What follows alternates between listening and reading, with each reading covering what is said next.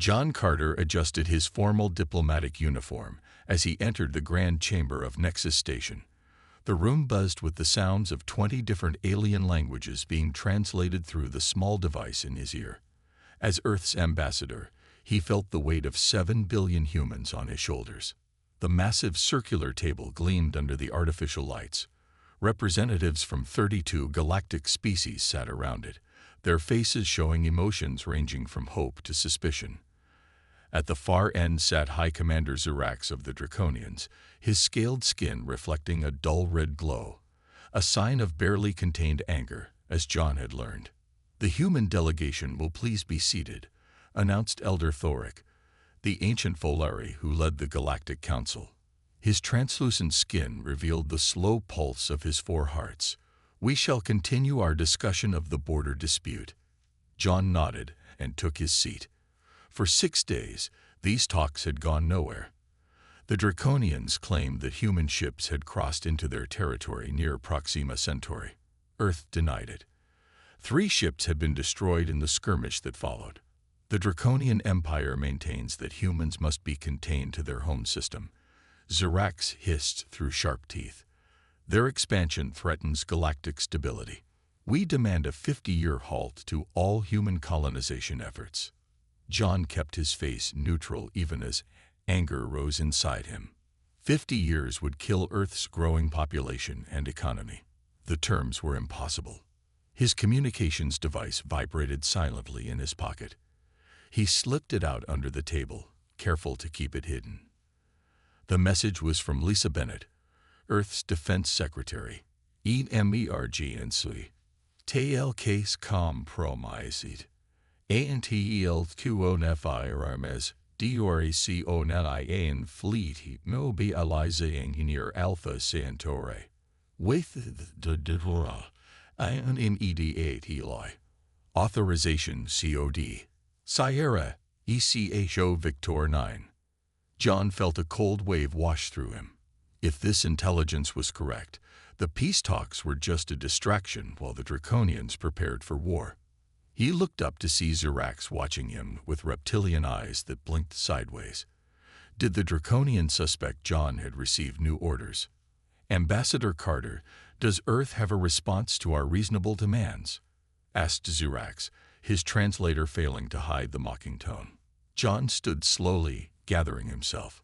What he was about to do would shock the Council and possibly push the galaxy closer to conflict. But if the Draconians were already moving their warships, delays would only hurt Earth's chances. "Representatives of the Galactic Council," John began, his voice steady despite his racing heart. "After careful consideration of the terms presented, Earth has reached a decision." The room grew quiet. Even the usual whispers among the delegates stopped. "Humanity hereby withdraws from these negotiations, effective immediately." The chamber erupted in noise. Elder Thoric banged his ceremonial staff on the floor 3 times, calling for order. "Ambassador Carter, this is highly irregular," the elder said, his voice showing rare emotion. "Withdrawal without resolution will be seen as a hostile act." The Centaurian representative stood, her 4 arms moving in patterns of distress. The humans demonstrate again their unpredictability. This is why limits must be placed on their activities. John gathered his digital files and placed them in his case. "Earth seeks peace, but we will not be pressured into accepting terms that threaten our survival. Our withdrawal is non-negotiable." Xerax's scales had darkened to a deep crimson. "So the humans choose conflict over cooperation. We choose our own path," John replied simply.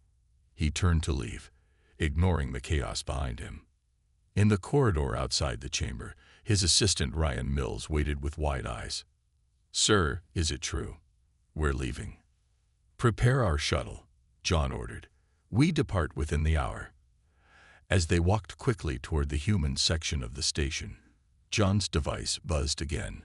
This time, it was a direct message from President Alan Morgan. "You did the right thing. Return to Earth MMEDATOI. The Harris Protocol is Ninododu. Hive." John felt his stomach tighten. The Harris Protocol was Earth's last resort defense strategy, something developed years ago, but never implemented.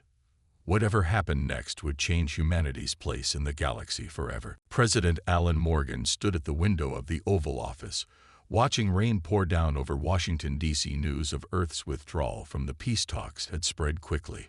Already, protesters gathered outside the White House gates, their signs demanding explanations. "Mr. President, the Joint Chiefs are ready," said his aide from the doorway. Alan nodded and followed her through the corridors. They passed through 3 security checkpoints before reaching an elevator that required both retinal scan and voice recognition. "Authorization, Morgan Alpha 7 Delta," the president said clearly. The elevator descended deep beneath the White House, far below the standard emergency bunkers shown in official tours. When the doors opened, Alan stepped into a room that few civilians knew existed. The walls displayed real-time data from across human space. Around a large table sat the military and intelligence leaders of Earth. "Madam Secretary," Alan nodded to Lisa Bennett as he took his seat. "Mr. President," she responded. "Ambassador Carter is already on his way back. His shuttle took a roundabout route to ensure no one follows." General Paul Wilson frowned. "The alien media is having a field day. They're calling us warmongers and saying we planned this withdrawal all along." "Let them talk," Alan said quietly. "It's better they think we're angry than know we're afraid." He pressed a button, and a holographic display appeared above the table. It showed the positions of alien fleets throughout nearby space. "For those who haven't been briefed," Alan began, 3 days ago, our deep space intelligence detected massive fleet movements from the Draconians, but they weren't alone." He pointed to different clusters of ships on the display. "The Volari, Centaurians, and Kel have all begun similar mobilizations." Samantha Wright, the head of intelligence, stood up. "We've intercepted encrypted communications between these 4 species. The peace talks were a sham. They plan to use the treaty to box us in, limit our technology development, and eventually make Earth a controlled territory." Murmurs filled the room. "Why now?" asked Admiral Joe Kelly. "We've barely expanded beyond our own solar system." "It's not what we've done," Samantha explained. "It's what they believe we might do. Their cultures are thousands of years old. They expand slowly, cautiously. We've gone from first flight to interstellar travel in just over a century. We scare them." Alan raised his hand for silence. "Ladies and gentlemen, what I'm about to share is classified beyond top secret. 5 years ago, a brilliant strategist named William Harris predicted this exact scenario. He created a response plan so thorough, so detailed, that it seemed impossible to implement." He looked around the table. "Until now, only 3 people knew of its existence. The Harris Protocol is designed for one thing: to secure humanity's future when faced with overwhelming opposition." "What exactly does this protocol involve?" asked General Wilson skeptically. "The greatest disappearing act in human history," Alan replied. "We won't fight the alien alliance directly. We can't win that way. Instead, we'll make them think we've given up while we implement technology they don't know we have." Lisa Bennett distributed digital files to everyone present. "Phase 1 has already begun. We're evacuating frontier colonies under the guise of routine transport.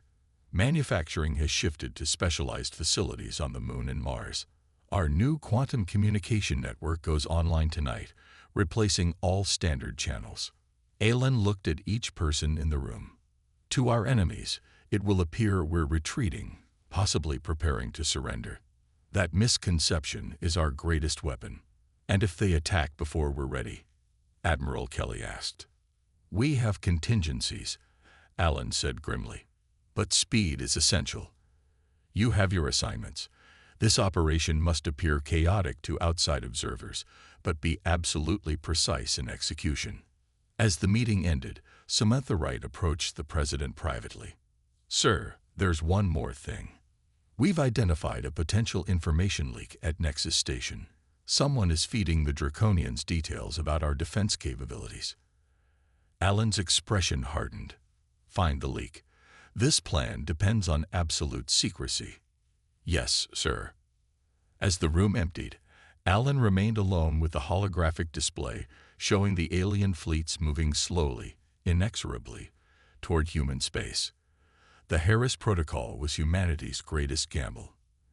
If it failed, Earth might not survive. Elder Thoric of the Volari studied the reports with growing confusion. 2 weeks had passed since the humans abruptly left the peace talks. The expected military buildup had not happened. Instead, human activity across their frontier worlds had dramatically decreased. "This makes no sense," he said to Kel Dominion's representative Zarn. "Our intelligence expected them to reinforce their border stations." Zarn's metallic skin reflected the light as he moved. "They're doing the opposite. Observation posts showed decreased traffic between Earth and its colonies. They appear to be pulling back." On the main screen, satellite images showed abandoned human outposts near Ta City. Mining operations once busy with activity now stood empty.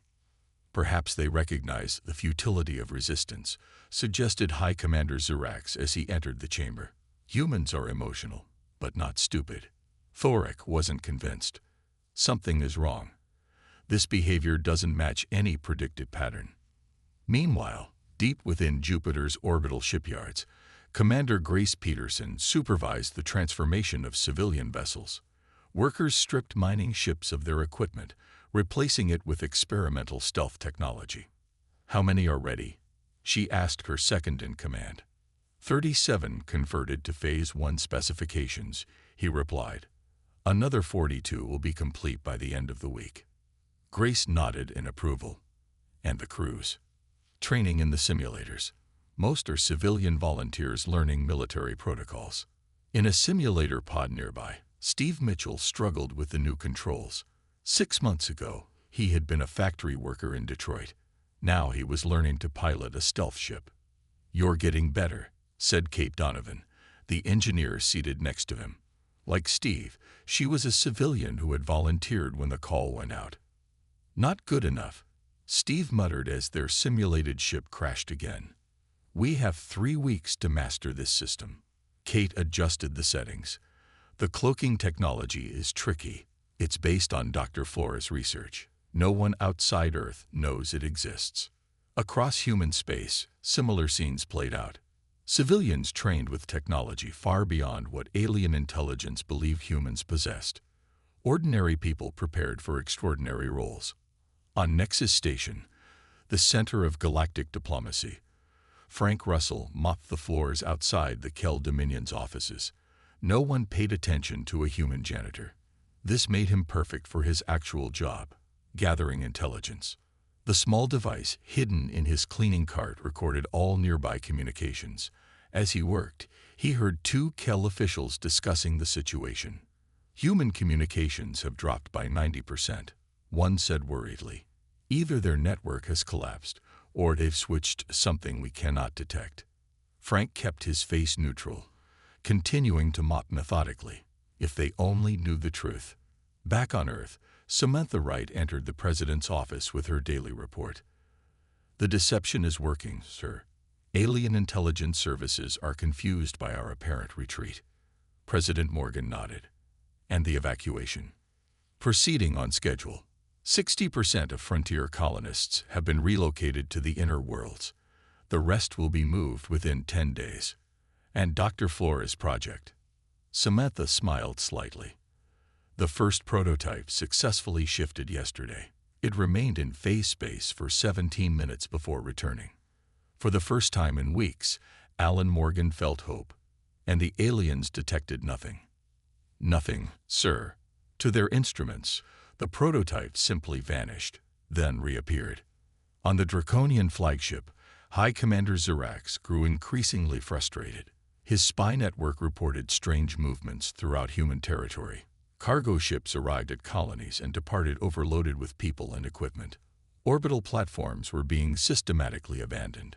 "They're surrendering without being conquered," he hissed to his advisors. "This makes no sense." His intelligence chief approached cautiously. "Sir, we've intercepted a message. Ambassador Carter is returning to Nexus Station. He brings an offer from Earth. Xerax's eyes narrowed. What kind of offer? The message didn't say, but the humans are requesting an emergency session of the Galactic Council. A surrender, Xerax decided, his scales brightening with satisfaction. They've realized their position is hopeless. Yet doubt lingered in his mind. Humans had proven unpredictable before. What game were they playing now? The Galactic Council chamber fell silent as Ambassador John Carter walked to the center of the room. 60 days had passed since his dramatic exit from the peace talks. Now he returned, his face showing no emotion as he faced the representatives of 32 alien species. Esteemed members of the Council, John began, his voice steady. I bring a message from Earth. High Commander Xerax leaned forward, his reptilian eyes fixed on the human ambassador. Elder Thoric raised a hand for absolute silence. Earth and its colonies offer unconditional cooperation with the Galactic Council, John announced. We will open all our worlds to inspection teams. We will share information about our technology and military capabilities. We will accept reasonable limits on our expansion. Murmurs spread through the chamber. The alien delegates exchanged confused glances. This complete reversal of human policy seemed too good to be true. Why this sudden change? Asked the Centaurian representative, her forearms moving in patterns of suspicion. John's expression remained neutral. Recent events have made Earth's leadership reconsider our position in the galactic community. We recognize that our rapid expansion has caused concern. We wish to demonstrate that humans are not a threat. Xerax hissed softly to his advisors. This surrender was unexpected, yet satisfying. The human resistance had collapsed more quickly than anticipated. After brief deliberation, the Council voted to accept Earth's offer. Inspection teams would depart immediately for human worlds, beginning with Earth itself. 3 days later, the first alien inspection vessel entered Earth orbit. The team of 12 representatives from different species prepared for their mission. Remember, humans are unpredictable, cautioned the Kell inspector. Trust nothing without verification. What they found on Earth confused them. The major cities functioned normally. Humans went about their daily lives. Yet something felt wrong. Population scans showed only about 60% of the expected numbers. Many residential areas stood empty. Similar reports came from teams visiting Mars, Ganymede, and the Moon. Human colonies on Proxima Centauri, B, and Ta Ceti showed the same pattern, functioning but underpopulated. The inspection team didn't know that Lieutenant Doug Freeman and his technical squad monitored their every move. From a hidden facility beneath Chicago, they controlled what the aliens saw. They're scanning the western residential sectors, a technician reported. Doug nodded. Feed them the prepared data loop. Show normal population density. The technician's fingers flew over the controls. Loop engaged. Their sensors now show a typical suburban population pattern. How long until they detect the false feed? Doug asked. They won't, the technician said confidently. We're not blocking their sensors. We're feeding them real data from 6 months ago, merged with current building information. It's seamless. Meanwhile, deep within Earth's moon, Colonel Samantha Wright watched as technicians activated another node in the quantum displacement network. The enormous chamber hummed with power as engineers made final adjustments to the machinery. Status report, she demanded. Phase generators at 93% efficiency, the lead engineer reported. The displacement field can now cover an 8-kilometer radius. The New York test was successful. 5 minutes in phase shift with 0 detection. Samantha checked her tablet. Timeline. Global network will be ready in 18 days. Colonial networks need another 22. Samantha frowned. Accelerate the schedule. Intelligence believes the Draconians are growing suspicious. On Nexus Station, John Carter met privately with Elder Thoric. The ancient Folari studied the human with his large, knowing eyes. Your people are planning something, Ambassador, Thoric said softly. I have lived too long to be fooled by simple deception. John met his gaze calmly. My people seek peace, Elder. The inspection teams confirm we have no military buildup. Yet your worlds seem half empty. John shrugged. Many chose to return to Earth when tensions rose. Others moved to inner colonies. Fear causes population shifts. Thoric didn't seem convinced, but he had no evidence of wrongdoing. In his private quarters, John encrypted a message to Earth. Inspection teams, HCCPTED our data. Deception holding. Estimate 26 days before they realize the truth. President Morgan's reply was brief. Harris Protocol enduring final phase. Hold position until signal. John deleted both messages. The next phase would be the most dangerous and the most important. Everything depended on maintaining the deception for just a few more weeks. The emergency alarm blared through the Galactic Council chamber, interrupting a routine trade discussion. Delegates looked up in confusion as the massive central display activated automatically. We have lost all contact with the Earth inspection team, announced the Kell communications officer, his metallic voice echoing in the suddenly quiet room. Elder Thoric rose slowly from his seat. When was the last transmission? 17 minutes ago. They were in the middle of a standard report when communication ceased. High Commander Zirax's scales darkened with suspicion. What about our teams on Mars and the other human colonies? After a moment of checking, the officer looked up. No response from any inspection team on any human world. The chamber erupted in worried voices.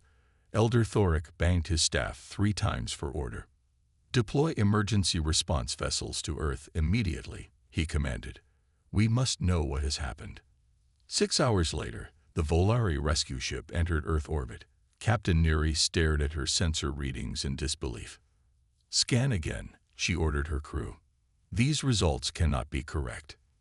The sensor officer adjusted the settings and ran the scan a second time. Confirmed, Captain.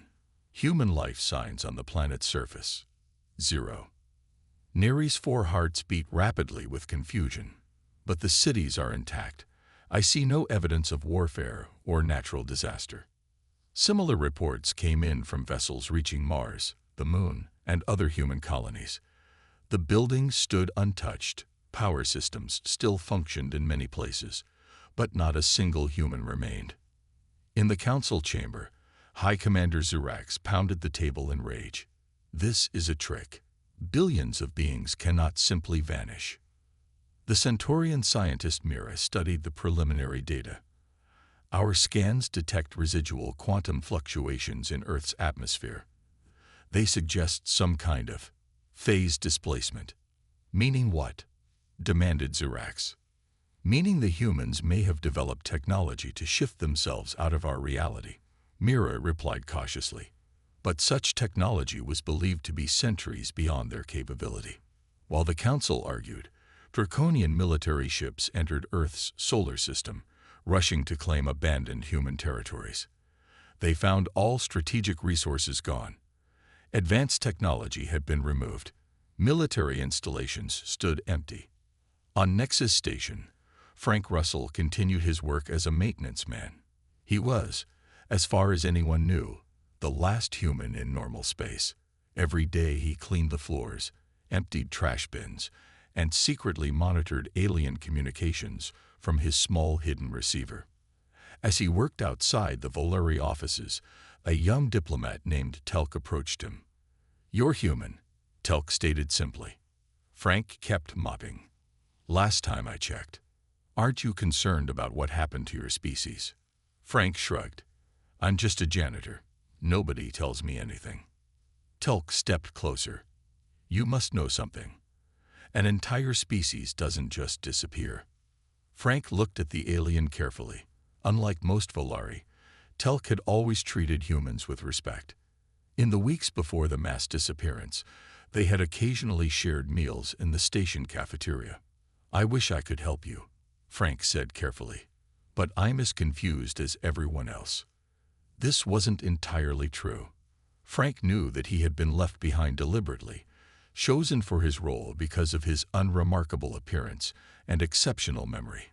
His job was to observe and remember everything the aliens said about the human disappearance. That night in his small quarters, Frank used a quantum communicator hidden inside a cleaning drone. The device operated on principles the aliens couldn't detect. Day 1 status report, he whispered. Draconians claiming abandoned territories. Council in disarray. Theories range from mass extinction to technological ascension. No one suspects the truth. The reply came instantly despite the vast distance it traveled. Maintain position. Phase 2 begins in 7 days. Frank deleted the message and lay back on his bed. He wondered how Earth looked now, with its cities standing empty under the sun. He wondered what Kate, Steve, and the others were experiencing in their new reality. Most of all, he wondered how the aliens would react when they discovered that humanity hadn't left. They had just moved next door, preparing to redefine the balance of power in the galaxy forever. The Draconian battle cruiser Eternal Flame patrolled the edge of what was once human space. For 3 months, High Commander Zirax had claimed these territories for the Draconian Empire. Mining operations had begun on several abandoned planets. His superiors were pleased. Captain Vren approached with a worried expression. Sir, we've lost contact with Mining Station 7 near the former human colony on Ta Cde. Zirax dismissed the concern with a wave of his clawed hand. Equipment failure. Send a repair team. We already sent a scout ship 12 hours ago. It has not reported back. Before Zirax could respond, the ship's alarms blared.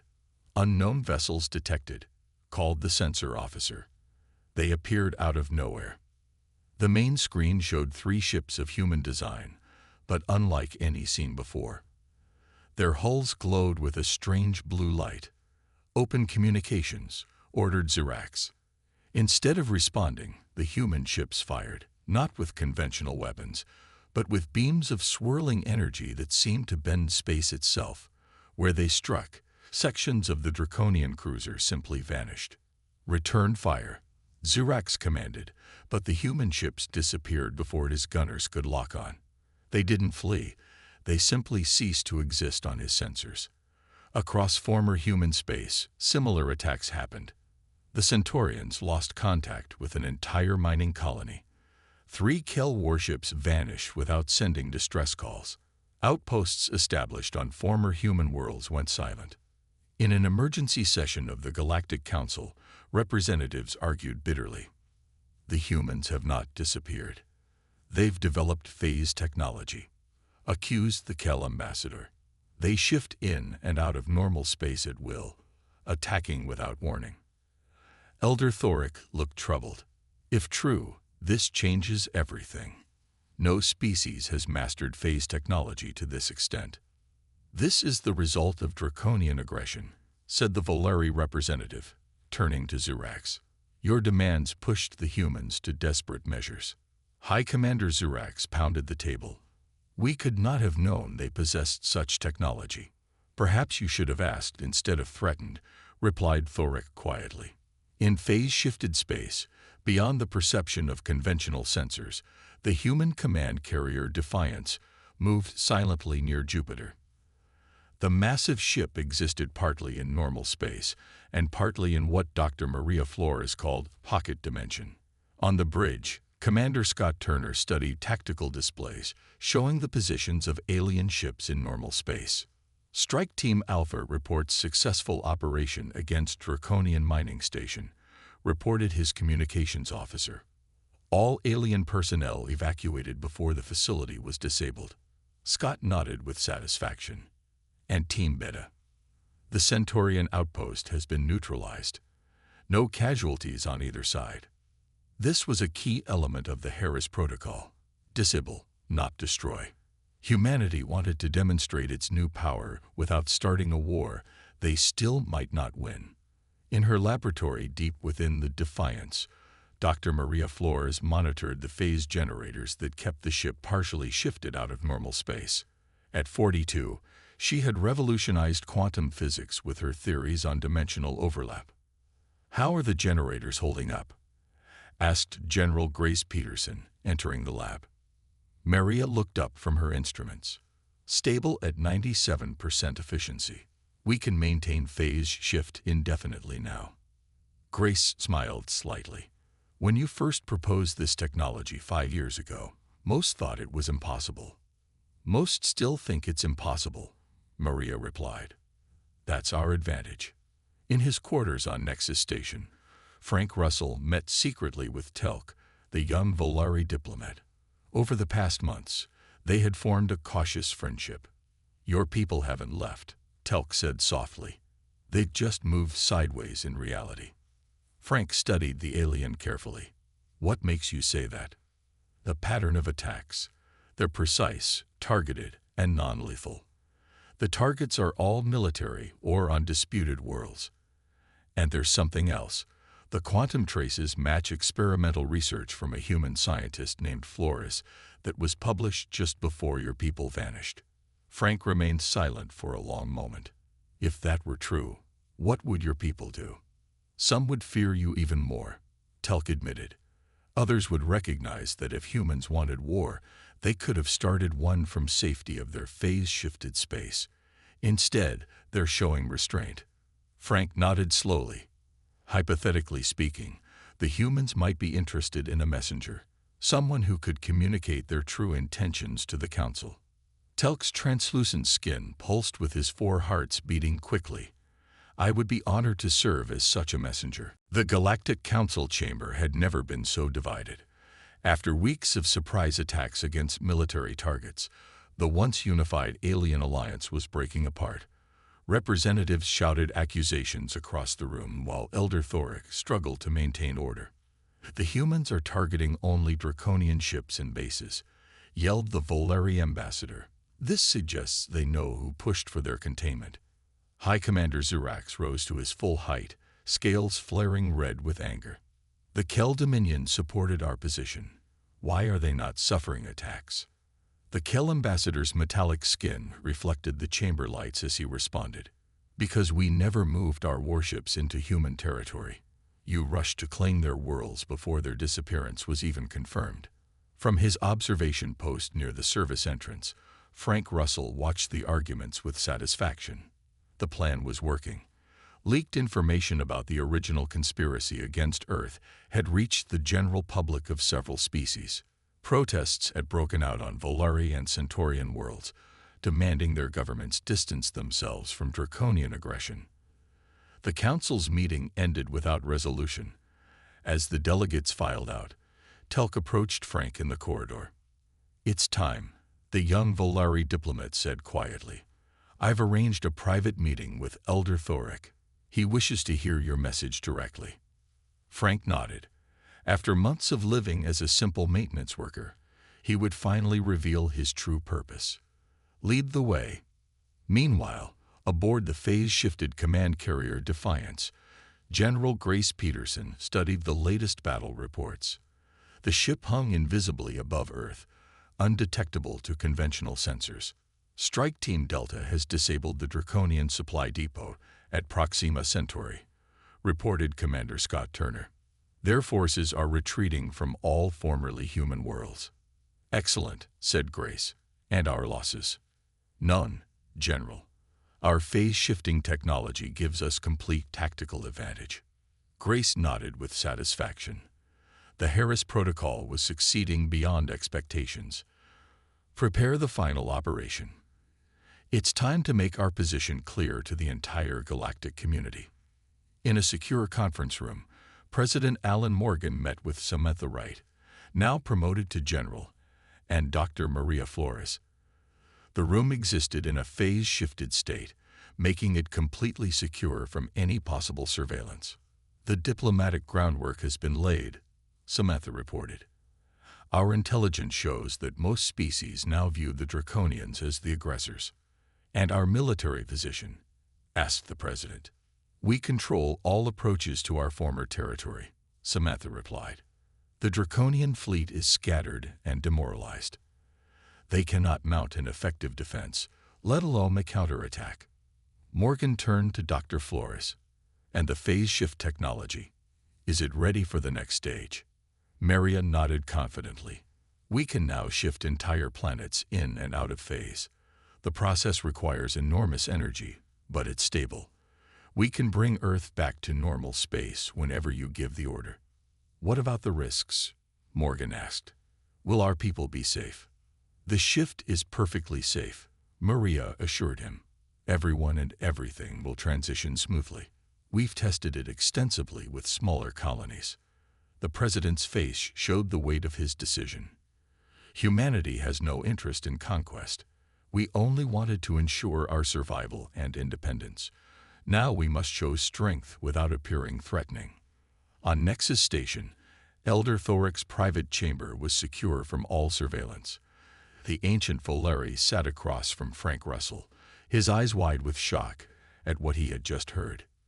You claim your entire species has shifted into a parallel phase of reality, Thoric said slowly, and that you can return at will. Frank nodded.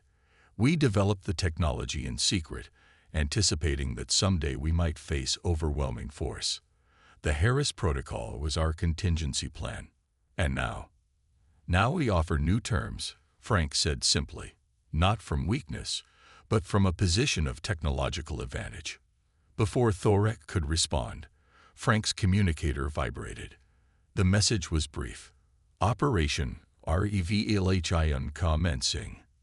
Frank smiled. Elder, I believe Ambassador Carter will be rejoining us very shortly to present our formal proposal. You might want to reconvene the council. Minutes later, alarms sounded throughout Nexus Station. In the center of the Galactic Council chamber, a swirling blue portal opened. Ambassador John Carter stepped through, materializing from thin air before the shocked delegates. Esteemed representatives, he announced calmly, humanity would like to resume negotiations. 1 month after Ambassador Carter's dramatic appearance in the council chamber, representatives from all major galactic powers gathered on Nexus Station for the signing of the Sol Accords. The grand ceremony hall was filled with delegates, media, and security personnel from 32 species. President Alan Morgan stood at the center table, his presence on the station a powerful symbol. Beside him were Elder Thoric of the Volari, representatives from the Centaurians and Kel Dominion, and even High Commander Xerax, whose scales had faded to a dull brown, a sign of resignation among his kind. Today marks a new chapter in galactic relations, announced Elder Thoric, his ancient voice carrying through the hall. We recognize the sovereignty of humanity and welcome them as equal partners in our community. Alan Morgan stepped forward to sign the document. The terms were clear. Humanity would be granted full rights in the galactic community, with no restrictions on their expansion or technological development. In return, they would share aspects of their phase shift technology with peaceful species and establish mutual defense pacts. As Morgan's pen touched the paper, a soft blue glow appeared in viewports throughout the station. In space around Nexus, Earth shimmered into view, followed by Mars, the Moon, and other human colonies. They had returned to normal space in full sight of the galaxy. On Earth, Steve Mitchell stood with his family in Detroit, watching the ceremony on public screens. Like billions of other humans, he had spent the past months living in phase-shifted reality. A strange experience of seeing their familiar world while being invisible to the rest of the galaxy. Will things be normal again? Asked his daughter. Steve smiled. A new kind of normal. But yes, we can travel and trade with other worlds now. Across town, Kate Donovan supervised the conversion of her engineering facility back to civilian production. The advanced technology developed for the Harris Protocol would now be applied to peaceful uses. Her team had already designed new transportation systems that used short-range phase shifting to move goods instantly across planetary surfaces. We've got approved trade agreements with 6 alien species already, her assistant reported. They're especially interested in our new energy systems. Kate nodded with satisfaction. Schedule a meeting with the Centaurian engineers next week. I think we'll find their gravity manipulation technology complements our phase systems nicely. In Washington, Samantha Wright delivered her final report on Operation Harris Protocol to President Morgan's staff. The entire plan had succeeded with minimal casualties on either side. The few Draconian ships lost in early engagements had apparently been destroyed by power surges when they attempted to fire on phase-shifted human vessels. The Draconians have withdrawn all claims to formerly human territories, she announced. Our monitoring systems show their fleet returning to their home systems. Dr. Maria Flores had become a celebrity overnight. Her revolutionary work in phase shift technology had saved her species and reshaped galactic politics. Now she faced the challenge of explaining her discoveries to alien scientists without revealing too many secrets. The principles are complex but not impossible to understand, she told a mixed group of human and alien researchers. What took us decades might have taken the established galactic community centuries, because they weren't looking for solutions in dimensional physics. On Nexus Station, Ambassador John Carter and Telk, the Volari diplomat, shared a quiet drink after the ceremony. Your plan was brilliant, Telk admitted. You could have attacked in force, but you chose minimal action. John nodded. War would have cost millions of lives on all sides. We wanted to demonstrate power without becoming the monsters some believed us to be. And now? Now we build together, John replied simply. Humanity has found its place in the stars. Frank Russell, no longer pretending to be a maintenance worker, joined them at their table. Just received word from Earth. The phase shift technology is being adapted for deep space exploration. We'll be able to reach galaxies that were previously inaccessible. Telk's 4 hearts pulsed with excitement visible through his translucent skin. The universe just became much larger for all of us. As they talked, ships from a dozen species docked at Nexus Station, beginning the new era of cooperation. Humanity had secured its future not through overwhelming force, but through innovation, strategy, and the carefully measured application of power. The Harris Protocol, once a desperate contingency plan, had become the foundation for a new galactic order.